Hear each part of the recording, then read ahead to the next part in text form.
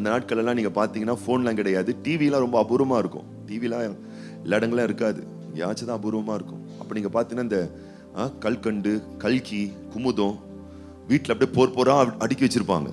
எல்லா பெண்களுடைய வேலை என்னன்னா புக்கு படிக்கிறது தான். ஆமாம், சினிமா துணுக்குகள் ஃபுல்லாக எல்லாம் புக்காக படித்து சாயந்தரம் வந்தோடனே ஒரு கும்மாங்குத்து சண்டை போடுறது தான். அதில் என்ன எழுதி இருக்கிறதோ. ஆமாம், எனக்கு தெரிஞ்ச அந்த நாட்களில் ஒரே ஒரு இடம் புக்காக இருக்கும். இப்போல்லாம் எல்லாம் ஃபோன் வந்ததுலேருந்து அதெல்லாம் போயிருச்சு, அந்த காலமே போயிருச்சு. அப்போ நான் சொல்கிறேன், இந்த வார்த்தையின் மேலே பிரியம் வச்சு நான் சொல்கிறேன், நீங்கள் இன்னும் நிறைய வேத புஸ்தகத்தை வாங்கணும். வாஸ்து வாஸ்து வாஸ்து வாஸ்து வாஸ்து அதன் மேலே அவ்வளவு பிரியம் வந்துடணும் உங்களுக்கு. சில பேர்லாம் நீங்கள் பார்த்தீங்கன்னா அவங்க புருஷன் சொல்லுவாங்க, வரும்போது கல்கண்டு வாங்கிட்டு வாங்க. இந்த கல்கண்டு இல்லை, புக்கு சாப்பிட்ற கல்கண்டு இல்லை. ஆமாம், வரும்போதே வாங்கிட்டு வந்துருங்க அப்படின்வாங்க. வாங்கிட்டு வரேன்னா அன்னைக்கு ஒரு சண்டை நடக்கணும். ஏன்னா அவ்வளோ பிரியம் பாருங்க அவங்களுக்கு. நான் சொல்கிறேன், அதை விட ருசியானது இந்த பைபிள். நீங்கள் வர மாட்டேங்கிறீங்க, அதான் உங்களுக்கு இந்த டேஸ்ட் தெரியல, இந்த இன்பம் தெரியல, இந்த ஸ்வீட்னஸ் தெரியல. அவ்வளவு இனிப்பானது இந்த வேத புஸ்தகம். நீங்க ருசி கண்டுட்டீங்கன்னா விடவே மாட்டீங்க பாருங்க, வர மாட்டீங்க. இது ருசிக்கான வர மாட்டீங்க. பக்கத்துல பார்த்து சொல்லுங்க, ருசி கண்டீங்கன்னு வச்சுக்கொள்ளுங்களேன், ருசி கண்ட பூனை விடவே விடாது பாருங்க. சில பேர்லாம் வருஷத்தின் துவக்கத்தில் அட்டவணை போட்டு அட்டை பெட்டி போட்டு இந்த வருஷம் ஃபுல்லா வேதத்தை வாசித்து முடிக்கணும். ஜனவரி மாதம் ஸ்பீடாக இருக்கும், பிப்ரவரி மாதமும் கொஞ்சம் அப்படியே ட்ராக் இன்னும் ஸ்பீடாக இருக்கும். மாச்சம் படிச்சுக்கலாம், இங்கே தானே கீது படிச்சுக்கலாம். ஏப்ரல்லாம் டியூப்லேருந்து காற்று இறக்கி விட்டா மாதிரி ஆயிரும். இல்லை இல்லை, இது அட்டையிலிருந்து வருவதல்ல. நான் சொல்லுகிறேன், உங்களுடைய உணர்விலிருந்து வர வேணும் அந்த பிரியம், அந்த வசனத்தின் மேல இருக்கக்கூடிய அந்த ஸ்நேகம், அந்த நேசம். ஆமா, நம்மளை பார்த்து 4 பேர் கேட்டுருக்கூடாது, அம்மா கேட்டக்கூடாது, புருஷன் கேட்கக்கூடாது, மனைவி பைபிள் படிச்சியா. நான் சொல்றேன், நீங்க மடியில செல்லமா வச்சு நேசமா நீங்க வாசிங்களே, அழகா பேசுவாருங்க, அற்புதமா பேசுவாருங்க. நான் தியானிக்கும் பொழுது அனல் கொண்டது அப்படின்னா எனக்குள்ள என்னுடைய ஃபீலிங்ல உணர்வுல ஒரு பெரிய தாக்கம் ஏற்பட்டது. நான் சொல்றேன், உங்கள் இருதயம் சுகமாகும். உங்கள் காயப்பட்ட இருதயம், கண்டவெல்லாம் காயப்படுத்திட்டு போயிருவான், கண்டவெல்லாம் காயப்படுத்தி. பஸ் ஸ்டாண்டுக்கு போங்க, ஒரு பஸ்ல டிராவல் பண்ணுங்க, ஒரு ஆபீஸ் போங்க, ஒரு வேலைக்கு போங்க, கண்டவெல்லாம் ஏதாச்சும் ஒன்று பேசிட்டு போயிடுவான், ஏதாச்சும் ஒன்று பண்ணிட்டு போயிடுவான், ஏதாச்சும் ஒன்று காயப்படுத்திட்டு போயிடுவாங்க. வெளியேதான பிரச்சனை, வீட்டில இருந்து பாருங்க, பக்கத்து வீட்டு இருக்கிற குடுத்தனக்கார அந்த அம்மா ஏதாச்சும் ஒன்று சொல்லிட்டு போயிடும். ஆமா, உங்க வீட்டில தான் அது குடுத்தனம் இருக்கும், ஆனா அதுதான் என்னமோ மகாராணி மாதிரி பண்ணிக்கும். அது பண்ணே உங்களுக்கு ஒரு மாதிரி பெஜாராயிரும். ஏதாவது ஒண்ணு பண்ணி உங்களை காயப்படுத்திடுவாங்க, ஏதாச்சும் ஒரு தகவல் வந்து உங்களை சோகப்படுத்திடும். ஒவ்வொரு நாளும் புண்பட்டுட்டே இருக்கும். நான் சொல்றேன், வார்த்தை எடுத்து அப்படியே உட்காந்துருங்க, மடிமேல நேசமா வச்சு பிரியமா வாசிக்க ஆரம்பிங்க. உங்கள் காயங்கள் ஆறும், இதய பலன் உண்டாகும். நான் சொல்லுகிறேன், உணர்வில் வலிமை உண்டாகும், மனதில தைரியம் உண்டாகும். நான் சொல்றேன், போனை கையில வச்சு நோண்டி நோண்டி நோண்டி ஸ்க்ரோல் பண்ணி நிறைய பார்த்து கேட்டு முடிச்சதுக்கு அப்புறம் நீங்க பாருங்க, களைப்பாயிருவீங்க, ஒரு கில்ட்டியா வந்துடும். ஐயோ, இந்த வேலையை நம்ம விட்டுட்டுமே, டைம் எல்லாம் போயிருச்சு. ஆனா நீங்க வேதத்தை வாசிச்சு அப்படியோ சில மணி நேரங்கள், பல மணி நேரங்கள் வாசிச்சு முடிச்சு பாருங்க, அவ்வளவு சந்தோஷம் இருக்குங்க உங்களுக்குள்ள, அவ்வளவு ஒரு பலன் உண்டாகும் உங்களுக்குள்ள, அவ்வளவு ஒரு தைரியம் உண்டாகும் உங்களுக்குள்ள. ஏதோ ஒரு பெரிய ஒரு இமாலய சாதனையை முடிச்ச மாதிரி உங்களுக்குள்ள ஒரு ஃபீல் வரும் பாருங்க. நான் சொல்றேன், இந்த வேத புஸ்தகத்தை உங்களுக்கு ஏற்படுத்தி கொடுக்கும். சங்கீதக்காரன் சொல்றாரு பாருங்க, சங்கீதம் 39:3. Very good. என் இருதயம் எனக்குள்ளே நான் தியானிக்கையில் அப்பொழுது என் நாவினால் விண்ணப்பம் செய்தேன். அப்ப நான் சொல்றேன் பாருங்க, நீங்க இதை தியானிக்க இது உங்களை எங்க தெரியுமா கொண்டு போகும்? ஜெபத்துக்கு உங்களை கொண்டு போகும். ஜெபம் எங்க தெரியுமா கொண்டு போகும்? விசுவாசத்துக்கு கொண்டு போகும். விசுவாசம் எங்க தெரியுமா கொண்டு போகும்? வெற்றியை நீங்கள் அடைவதற்கான ஒரு ஆதாரத்தை உங்களுக்கு கொண்டு பண்ணும். நீங்க என்னதான் ஃப்ரெண்ட்ஸா இருந்தாலும் பேசி பாருங்களேன், ஏதாச்சும் ஒரு மனஸ்தாபம் வந்துடும். ஒரு லிமிட் நீங்க கிரியேட் பண்ணனா அவ்வளவுதான், ஃப்ரெண்ட்ஸுங்களே அவ்வளவுதான் உங்களை வந்து பிராண்டிட்டு போயிடுவாங்க. ஆனா நான் சொல்றேன், இதுல நீங்க பிரியம் வச்சு பாருங்க, இதுல நீங்க தியானிச்சு பாருங்க. இதனுடைய முடிவு, எல்லா விதமான வாழ்வின் செயல்களுடைய முடிவுகள் எத்தனை இன்பங்களை கொடுக்கிறதுன்னு தெரியாது. இதனுடைய முடிவுகள் இன்பமோ இன்பத்தை கொடுத்து, நான் சொல்றேன், தோல்வியின் நேராக அல்ல, ஜபத்தின் நேராக உங்களை இது வழி நடத்த ஆரம்பிக்கும். ஜபத்துக்கு நேராக உங்களை நடத்தும். உங்களுக்குள்ள ஒரு பெரிய ஒரு தைரியம் உண்டாகும். கர்த்தர் எனக்காக இருக்காருங்க, ஆண்டவருடைய துணை எனக்கு இருக்குங்க, கர்த்தர் எனக்காக அதை வாய்க்க பண்ணுவாருங்க, கர்த்தர் எனக்காக அதை செஞ்சு முடிப்பாருங்க. ஏன்னா நீங்க இப்படிப்பட்ட ஒரு விசுவாச கிரியையை நீங்கள் செய்ய வேண்டும் என்று தேவன் எதிர்பார்க்கிறார். இப்போ ஆண்டவர் பாருங்க, யோவான் சுவிசேஷ புஸ்தகம் 5ஆம் அதிகாரத்துல அங்க பெதஸ்தா என்ற ஒரு ஒரு குளம், ஒரு மண்டபம் இருந்துச்சுல, அங்க என்ன நடக்குதுன்னு பாத்தீங்கன்னு சொன்னா, 38 வருஷமா ஒரு மனுஷன் திமிர்வாதக்காரன், அப்படியே திமிரா படுத்துன்னு இருக்கும். இன்னும் திமிரு இருக்கும் பாருங்க உடம்புல. ஏதோ 3 மணி நேரம் 30 மணி நேரம் படுத்த, 38 வருஷமா படுத்துன்னு இருக்கிறானா, அவனுக்குள்ள இன்னும் திமிரு இருக்கும். வீட்டுல கூட கொஞ்சம் கூடுதலா தூங்கினா என்ன சொல்லுவோம், இன்னும் திமிர் பிடிச்ச ஆளா இருப்பீங்க நீங்க, வேலைக்கு போகாம தூங்கிட்டு இருக்கீங்க. 38 வருஷமா திமிர்வாதக்காரன். திமிர்வாதக்காரனா நம்ம வேற மாதிரி தப்பா புரிஞ்சுக்க வேண்டாம். கை விளங்கல, கால் விளங்கல, உடம்பு விளங்கல, உயிர் மட்டும்தான் இருக்கு, ஆனா படுத்துக்கிட்டே இருக்கான். பாருங்க ஆண்டவர் என்ன செய்யறாரு, அங்க வந்து உன் படுக்கையை எடுத்துக்கொண்டு, யோசிக்கணும், நீங்க ரொம்ப யோசிக்கணும். நிச்சயமா நான் நம்புறேன், இயேசு தனியா அங்க இருக்க மாட்டார். ஏன்னா ஒரு கூட்டம் அவரை சுத்திக்கிட்டே இருக்கு பாருங்களேன். இயேசு என்ன பண்ணலாம், நம்மளா தான் அப்படி பண்ணிருப்போம். வா வா பேதுரு இங்க வா, சும்மா பேசிக்கிட்டு இருக்கீங்க, வா யோவான் இங்க வா, போ அவனை கை பிடிச்சி என்ன பண்ணு, தூக்கி விடு. அவன் படுக்கல என்ன பண்ண, தட்டி. 38 வருஷமா ஒரே இடத்துல இருக்குது, பூச்சி பிடிச்சி புழு பிடிச்சி அப்படியே நாத்தம் பிடிச்சி கிடக்குது, அதை உருட்டி சுருட்டி அவன் கையில கொடு. இல்ல, கர்த்தர் சொல்றாரு, நீ வேலை பாருங்க. அவன் என்ன நினைச்சுக்கிட்டு இருக்கான், 38 வருஷமா இப்படியே வாழ்க்கை கடத்திடுவோம், ஆனா உள்ளத்துல மட்டும் நிறைய விருப்பம் இருந்துகிட்டே இருக்கு. பக்கத்துல பார்த்து சொல்லுங்க, உள்ளத்துல நிறைய விருப்பம் இருக்கு, செயலே இல்லை. என்ன இல்ல, நினைப்பு தான் அதிகமா இருக்கு, ஆனா பொழப்பே இல்லை. அல்லேலூயா. ஆண்டவர் சொல்றாரு, நினைப்போம் பொழைப்போம் ரொம்ப முக்கியம். ஏன்னா அதோட இணைக்கப்பட்டு ஆண்டவருடைய காரியத்தை நீங்க செஞ்சீங்கன்னா களைப்பு போகும், அதனுடைய பிரயாசத்தின் பலன் வெற்றியாய் மாறும். ஆண்டவர் சொல்றாரு, நீ எழும்பு, நீ எழும்பு, நீ படுக்கை எடு. கர்த்தர் சொல்றாரு, நீ எழும்பி வேதத்தை எடு, நீ எடுத்து வார்த்தையை வாசி, நீ வாசித்து அதன்படி வாழு. 38 வருஷம் நடக்காதது இந்த 2024வது வருஷம் உன் லைஃப்ல நடக்கும், எழுதி வச்சுக்கோ. நீ பிறந்த நாள்ல இருந்து நடக்காத ஒரு அற்புதம் இந்த ஆண்டு உன் லைஃப்ல நடக்கும், எழுதி வச்சுக்கோ.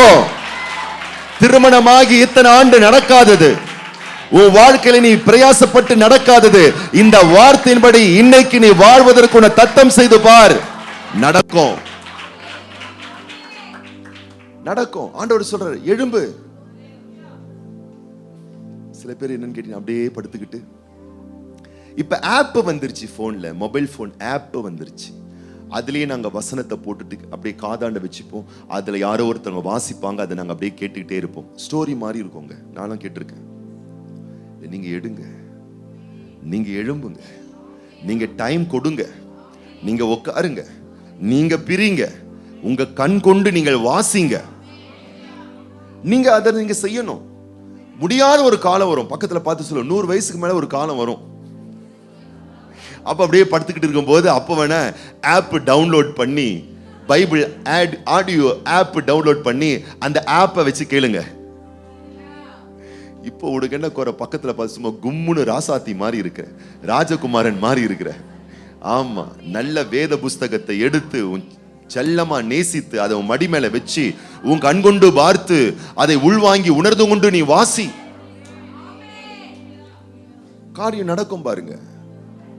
லாசரு 4 நாள் ஆச்சு கல்லறைக்குள்ள இருக்கான். லாசரு 4 நாள் ஆச்சு எங்க இருக்கான், கல்லறைக்குள்ள இருக்கான்.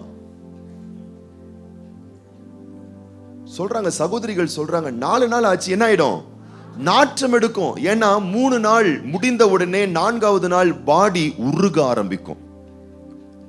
பாடி என்ன ஆகும்? தானா மெல்ட் ஆகும். அப்படியே மெல்ட் ஆகி அப்படியே மெழுகு மாறி பாடி அப்படியே உருகுமா. 4வது நாள் உருகுகிற நிலை அடைந்து விட்டது. இப்போ அவன் எவ்வளவு பெரிய ஒரு மரணத்துக்குள்ள அவன் இருக்கான். ஆண்டவர் என்ன தெரியுமா பண்ணாரு? என்ன தெரியுமா சொன்னாரு? பேதுருவே உள்ள போ, அப்படியே அவனை பிடிச்சி அலக்க தூக்கிட்டு வா வெளியே. ஒன்னும் சொல்லல. நீ எழும்பு, லாசருவே நீ எழும்பி வெளியே வா, நீ எழுந்துரு. நம்மள அந்த யோவான் அனுப்புவோம், பேதுரு அனுப்புவோம், தோமாவை அனுப்புவோம். ஆண்டவர் என்ன தெரியுமா சொல்றாரு? உன் சிக்கல்கள் தீரணும், உன் வருத்தங்கள் மாறணும், இந்த ஆண்டு வழி வாய்க்கணுமா, நீ எழும்பு, நீ வார்த்தையை எடு, நீ பிரயாசப்படு, நீ வசனத்தை தியானித்து இதன்படி செய்வதற்கு நீ ஆயத்தமானால், நான் சொல்லுகிறேன் 4 நாள் ஆகி நடக்காதது நான் சொல்லுகிறேன் ஆண்டவருடைய நல்ல வார்த்தையால் நடக்கும்.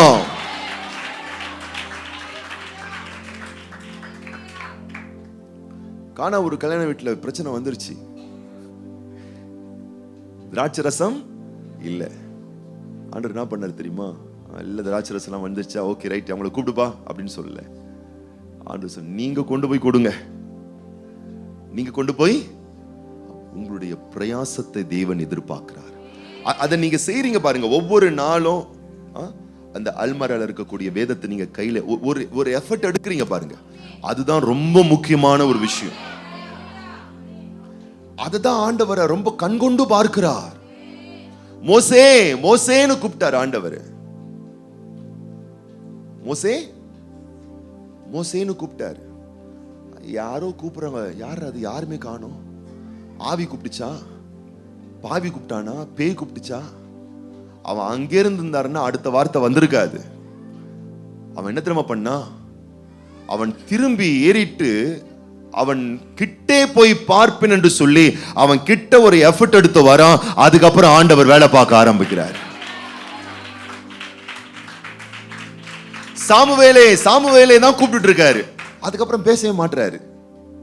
நான் சொல்லிட்டு ஆண்டவர் சொல்வாரு, மனசுல சொல்வாரு, போதகர் மூலம் சொல்வாரு, உணர்ச்சியின் மூலம் சொல்வாரு, பைபிளை எடு, பைபிளை எடு, பைபிளை எடு, சரணே பைபிளை எடு, சந்தோஷே பைபிளை எடு அப்படின்னு ஆண்டவரே சொல்வார். அப்புறம் கம்முன்னு இருப்பார். இவன் பேசுறான். இப்ப சாமுவேலு என்ன சொல்றான்? அதுக்கப்புறம் வேலை பார்க்க ஆரம்பிக்கிறார் பாருங்க. அவரு அது அவர் எதிர்பார்க்கிறாரு உன்கிட்ட.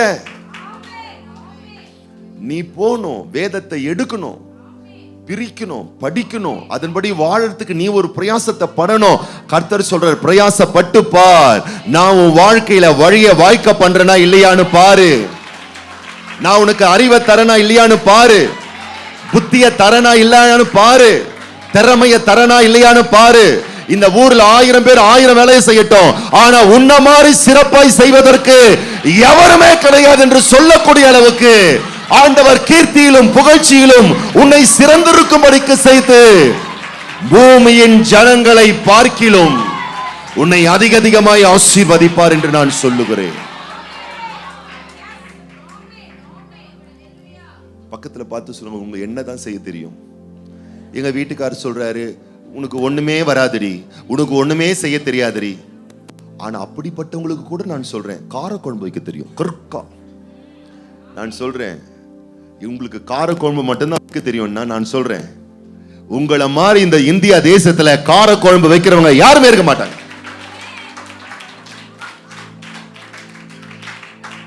அப்புறம் நீங்க காரக்குழம்பு பிசினஸே ஆரம்பிச்சிடலாம். வெண்டைக்காய் காரக்குழம்பு, கரணக்கிழங்கு காரக்குழம்பு, கருவாட்டு காரக்குழம்பு. நீ எதை எடுக்கிறியோ உனக்கு நிகர் இந்த உலகத்துல எவனுமே கிடையாது என்ற அளவுக்கு பூமியில் சிறந்த நாமங்களை உனக்கு கொடுத்து உன்னில் நான் மகிமைப்படுவேன், உன் பேரை நான் பெருமைப்படுத்துவேன். நீ மேலாயிருப்பாய், நீ தலையாயிருப்பாய். அநேக ஜாதிகளுக்கு கொடுக்கிற அளவுக்கு உன்னை ஆண்டவர் ஆசீர்வதிப்பார். அவன் சின்ன கல்லுனாலேயே பெரிய ஆளாயிட்டான். பக்கத்துல பார்த்து சொல்லு, சின்ன கல்லை வச்சே பெரிய ஆளானானே, உன் கார குழம்பு வச்சு நீ பெரிய ஆள் ஆக முடியாதா? அப்ப என்னையா சொல்ல வரீங்க? செய்யற கார குழம்பு ஒழுங்கா செய்யுங்க. எடுக்கிறது ஒரு எஃபர்ட் சொல்றேன். அந்த பிரயாசங்கள், நான் வேதத்தை நான் எடுக்கிறேன், நான் வாசிக்கிறேன், நான் தியானிக்கிறேன். ஆமா, பக்கத்துல பார்த்து சொல்லுங்க, கொட்டிக்கிறதுக்கு எவ்வளவு எஃபர்ட் எடுக்கிறீங்க. ஆமா, ஆண்டவருடைய வார்த்தை வாசிக்கிறதுக்கு அவ்வளவு பிரயாசம். அது தேவன் பார்க்கிறார். மோசே யாத்திராமத்தில் சொல்லப்பட்டிருக்கு, மோசே என்று தேவன் சொன்ன அந்த வார்த்தையை அவன் கேட்டு அவன் சொல்லுகிறான், நான் கிட்டே போய் பார்ப்பேன் என்று சொல்லி அவன் வருவதை கர்த்தர் காண்கிறார். அதுக்கப்புறம் அவனோடு சொல்லி கொடுக்கிறார். சாமுவேல் என்ற வார்த்தையை சொல்லிட்டு பேசாம இருக்காரு. அதுக்கப்புறம் அவன் ஆத்மார்த்தமா வாஞ்சை கொண்டு சொல்லும் கர்த்தாவேன்னு சொல்லும் போது அவன் வாழ்வில் வந்து அழகா கிரியை செய்கிறான். நான் சொல்றேன், ஆண்டவரே என் கூட பேசுங்கப்பா, என் கூட வாங்கப்பா, எனக்கு கத்து கொடுங்கப்பா, என் தொழில நான் எப்படி செய்யணும் கத்து கொடுங்கப்பா, குடும்பத்துல நான் எப்படி வாழணும்னு சொல்லி கொடுங்கப்பா, என் பிள்ளைங்க கிட்ட நான் எப்படி நடந்துக்கணும், எங்க அப்பா அம்மா கிட்ட எப்படி நடந்துக்கணும், என் மனைவி கிட்ட நான் எப்படி நடந்துக்கணும், என் புருஷன் கிட்ட நான் எப்படி நடந்துக்கணும், சமூகத்துல சபையில தேவ நாட்டுல நான் எப்படி வாழணும் எனக்கு சொல்லி கொடுங்கப்பா. சொல்லி கொடுப்பார் என் மகளே, தேவன் உனக்கு கற்றுக் கொடுப்பார் மகனே. இப்ப வேதத்தில் அப்படி ஒரு ஆழமான ஒரு பிரியம் உங்களுக்கு வரணும். இந்த வார்த்தை செயல்படுத்தும், இந்த வசனத்தின் மூலம் சாத்தியமாகும், இந்த வார்த்தையும் சாத்தியப்படுத்தும் என்ற ஆழமான நம்பிக்கைகள் உங்களுக்கு வர வேணும். உங்க வாழ்க்கை அவ்வளவு பெட்டரா மாறும் பாருங்க. 119 சங்கீதக்காரன் சொல்லுகிறான், இந்த வார்த்தையை நான் கை கொண்டதுனால எனக்கு சொல்லிக் கொடுத்த ஆசிரியர்கள், டீச்சர்ஸ்கள், எல்லா டீச்சர்ஸை விட நான் அதிக ஞானம் உள்ளவனாய் மாறிவிட்டேன். பக்கத்துல பார்த்து சொல்லுங்க, ஏன் திரும்ப இன்னும் புலம்பிட்டு இருக்கீங்க, ஏன் திரும்ப இன்னும் வருத்தப்பட்டுட்டே இருக்கீங்க, ஏன் சோகப்பட்டுட்டே இருக்கீங்க, ஏன் பிரச்சனை மாறவே மாட்டேங்குது, இன்னும் வார்த்தை இன்னும் வரல. பவுல் சொல்லுகிறான், சகலமும் கட்டப்பட்டிருக்கிறது. அவர் சொல்றாரு, நானும் கட்டப்பட்டிருக்கேன், பொருளாதாரம் கட்டப்பட்டிருக்கு, எல்லாத்தையும் போட்டு கட்டிடலாம். ஒரு வார்த்தை சொல்லுகிறார், கர்த்தருடைய வார்த்தையோ வசனமோ கட்டப்பட்டிருக்கவில்லை.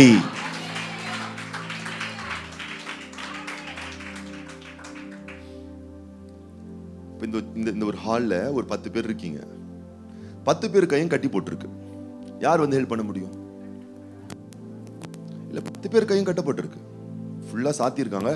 10 பேரை கொண்டு வந்து இங்க போட்டாங்க, 10 பேர் கை கால்லாம் கட்டி போட்டாங்க. யார் யாரை காப்பாத்துறது? அவங்க மூஞ்ச பார்த்துக்கின்னு அங்கேயே சுருன்னு இருக்க வேண்டியதுதான்.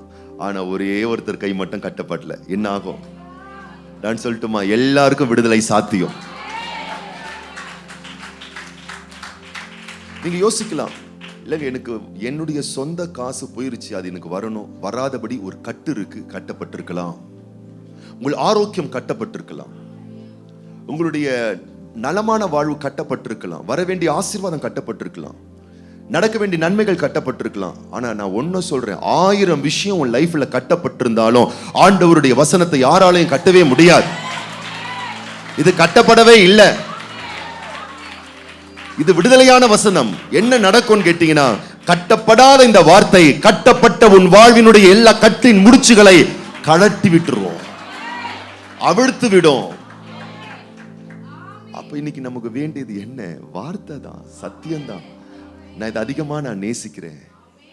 வேத பிரிய தேவ புதல்வ சேதமடையா நடந்திடு. 100% உத்தரவாதம் நான் சொல்றேன், சேதமே அடைய மாட்டீங்க உங்க லைஃப்ல. சேதம் அடைகிற மாதிரி 1000 விஷயம் நடக்குங்க, ஆனா நீங்க டேமேஜ் ஆக மாட்டீங்க. பக்கத்துல 1000 பேர் விழுவாங்க, வலது பக்கத்துல 10,000 பேர் வந்து விழுவாங்க. நான் சொல்ற இந்த வருஷம் உன் கண்கள் பிரமிக்கக்கூடிய அற்புதத்தை எல்லாம் பார்க்கும். நீ பிரமிப்ப. எண்ணி முடியாத அதிசயங்கள் 1 2 4 5 10 20 அல்ல, 1000 அதிசயம் இந்த ஆண்டு உன் வாழ்க்கையே மிராக்கிள் லைஃபா இருக்கும், பிளெஸிங்ஸ் லைஃபா இருக்கும், வண்டர்ஸ் லைஃபா இருக்கும். அதிசயமான காரியங்கள் நிகழும் பிள்ளையே. ஆச்சரியங்களை பார்ப்பீங்க, வியந்து பார்ப்பீங்க. எனக்கு இத்தனை ஆசீர்வாதங்களா, எனக்கு இத்தனை நன்மைகளா, என் வாழ்வில் இதை நான் கிடைக்க பெற்றேனா, எனக்கு இத்தனை சிறப்புகள் நிகழ்ந்திருக்கிறதா, நான் இத்தனை உயரங்களை அடைந்திருக்கிறேனா என்று நீங்கள் வியக்கக்கூடிய அளவுக்கு இந்த வசனம் வேலை பார்க்கும். ஏன்னா வசனம் கட்டப்பட்டிருக்கவில்லை. வசனத்தை யாராலும் கட்ட முடியாது. கட்டப்படாத வார்த்தை கட்டப்பட்டிருக்கிற கட்டுகளை அவிழ்த்து விடும். அன்பு பிள்ளைகளே, சேதமடையாம காப்பாத்தும் இந்த வார்த்தை. அல்லேலூயா. ஆமா, பக்கத்துல பார்த்து சொல்லுங்க, வசனத்தை ஒட்டுங்க. எங்கயா ஒட்டுறது? வீட்டுல ஒட்டுங்க, வண்டியில ஒட்டுங்க. சொல்லுங்க, செவரு செவரா ஒட்டுங்க, பெட்ரூம் பெட்ரூமா ஒட்டுங்க, ஹால் ஹாலா ஒட்டுங்க. நல்ல விஷயம். ஆனா அதனால சேதம் வராம இருக்காது. எங்க திரும்ப ஒட்டணும்? ஃபர்ஸ்ட் சொல்லுங்க, நாக்குல ஒட்டணும், வாயில ஒட்டணும், உதட்டுல ஒட்டணும், இருதயத்துல ஒட்டணும். இந்த சவுத் சைட்லாம் போயிட்டு வரும்போது ஆச்சரியமா இருக்கும் எனக்கு. திருச்சி, தூத்துக்குடி, திருநெல்வேலி ஊழியம் முடிச்சுட்டு வரும்போது சிலத்துல ட்ரெயின்ல, சிலத்துல பஸ்ல, அப்படி இந்த ஓர ஓரம் புதர் புதரா நிறைய விபத்துகள் நடந்து காரு பஸ் எல்லாம் அப்படியே அங்கேயே இதுவா இருக்கும். எனக்கு ஆச்சரியமா இருந்திருக்கு. சில கார்லாம் பாத்தீங்கன்னா வசனமே இருக்கும். அதுல அந்த கார்ல வசனமே, நீ கூட பார்த்திருக்கலாம். வசனம் இருக்கிறபடினால் கார் சேதமடையாது என்ற அர்த்தம் இல்லை. நான் சொல்லட்டுமா? நல்லா புரிஞ்சுக்கோங்க. நீங்க வசனத்தை கார்ல ஒட்டுறதுனால காருக்கு பாதுகாப்பு இல்லை. நான் சொல்லட்டுமா? வசனத்தை உங்க வாயில ஒட்டுறதுனாலதான் உங்க காருக்கே பாதுகாப்பு. உங்க வசனத்தை இதயத்துல ஒட்டுறதுனாலதான் பாதுகாப்பு.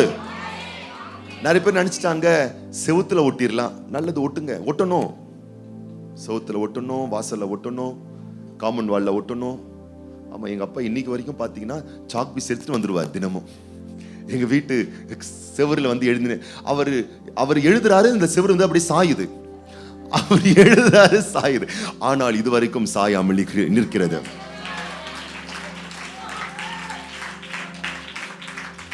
இல்ல, எழுதலாம், அதுக்கு சம்பந்தம் கிடையாது. ஆனா ஒட்ட வேண்டியது, எழுத வேண்டியது இருதயத்திலும், உணர்விலும், உணர்ச்சியிலும், வாயிலும், நாவிலும். அது ரிசல்ட்டை கொடுக்கும். அந்த பலகையில் நாம் எழுத வேணும். நான் சொல்றேன் பாருங்க, சேதமடைய மாட்டீங்க, டேமேஜ் ஆக மாட்டீங்க. நான் எழுதி கையெழுத்து போட்டு நான் கொடுக்கிறேன். என்ன வந்து நீ கேளு. சைமன் பாஸ்டர் சொன்னீங்களே இப்படி ஆயிடுச்சு வந்து நீ கேட்கவே முடியாத அளவுக்கு நான் சொல்றேன், நீ போகிற இடமெல்லாம் இந்த வார்த்தை உனக்கு முன்னாடி போகும். இந்த வார்த்தையின்படி வாழ்ந்து பார், இந்த சத்தியத்தின்படி ஜீவித்து பார்.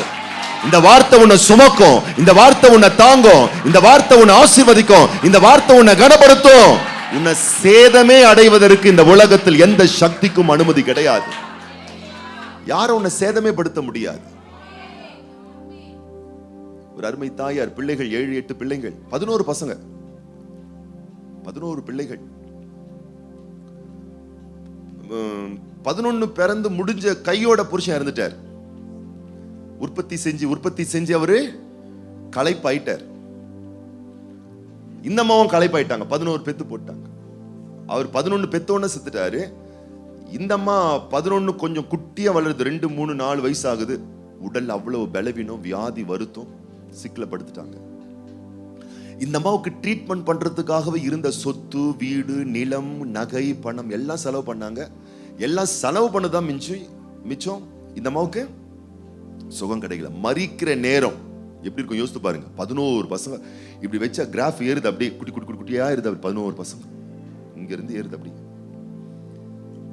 இந்த அம்மா சொல்லுது, சாகிற நேரம் மெத்தையில படுத்துட்டு சொல்றாங்க, என் குழந்தைகளே, அம்மா சாவ போறேன். உங்ககிட்ட கொடுக்கறதுக்கு வீடும் இல்லை, நிலமும் இல்லை, இருக்கிறதும் வாடகை வீடு, பொண்ணு இல்லை, பொருள் இல்லை, சொத்து இல்லை, ஆஸ்தி இல்லை. நான் போனாலும் உங்களை அழகா காப்பாற்றக்கூடிய ஒரு விஷயத்தை நான் உங்ககிட்ட கொடுத்துட்டு போறேன் அப்படின்னு அந்த அம்மாவுடைய பைபிள் எடுத்து 11 பிள்ளைங்க கையில கொடுக்குறாங்க. ஒரு பைபிளை கொடுத்து, இந்த வார்த்தையை வாசிங்க, இதை நேசிங்க, இதன்படி வாழுங்க. அப்பா போயிருந்தாலும் உங்களை விட்டு, அம்மா போனாலும் ஆண்டவர் உங்களை விட்டு போகவே மாட்டார்.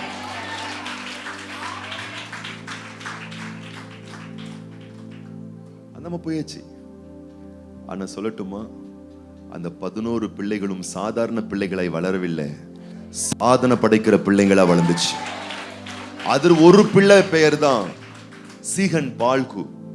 அவர் இங்க நம்ம தமிழ்நாடு தரங்கம்பாடிக்கு வந்து அவர் தான் தமிழ் வேத புஸ்தகத்தை அச்சடிக்க கூடிய முறையை ஏற்படுத்தியவர். இன்னைக்கு அவர் வந்து பிரிண்டிங் மிஷினை இங்க கொண்டு வந்து நமக்கு அடிச்சு கொடுக்கலன்னா தமிழ் பைபிள் நம்ம கையில கிடையாது. சீகன் பால்கு ஐயா அவர்கள் அந்த 11 பிள்ளையில அவர் ஒரு பிள்ளை. நான் சொல்லட்டுமா, உன் பிள்ளைக்கு நீ எதை சேர்த்து வச்சியோ இல்லையோ, இந்த வார்த்தையினுடைய மகத்துவங்கள் எடுத்து கொடு. இந்த வசனத்தை விதை உங்க குழந்தைக்குள்ள. ஆமா, நீ எதை கொடுத்தாலும் எதை சேர்த்து வச்சாலும் கொடுக்காத ஒரு நன்மையை இந்த வார்த்தை கொடுக்கும். நான் சொல்றேன், கர்த்தருடைய பிள்ளைய இந்த வசனம் உன் பிள்ளைய காப்பாத்தும். நான் சொல்றேன், உங்களுக்கு மட்டுமல்ல உங்கள் பிள்ளைகளுக்கும் இந்த வார்த்தையின் மேல் வாஞ்சையை ஏற்படுத்துங்கள். இந்த வசனம் உங்க பிள்ளைங்களை நடத்தும். 119ஆம் சங்கீதக்காரன் சொல்லுகிறான், உம்முடைய வேதம் என் கால்களுக்கு தீபமும் என் பாதைக்கு வெளிச்சமுமா இருக்கிறது. இந்த 2024வது வருஷத்துல வாழ்க்கை எனக்கு தெரியல, ஜனவரி மாசம் 6ஆம் தேதி எனக்கு தெரியல, இந்த வருஷத்தினுடைய 12 மாசம் எப்படி இருக்கும் எனக்கு தெரியல. ஆனா எனக்கு இன்னைக்கு ஒண்ணு மட்டும் தெரியுது, ஆண்டவருடைய வார்த்தை தெரியுது. இந்த வார்த்தை போதும். இந்த 12 மாசமும் என் வாழ்க்கைக்கு தீபமா, என் பாதைக்கு வெளிச்சமா இருந்து உங்க வார்த்தை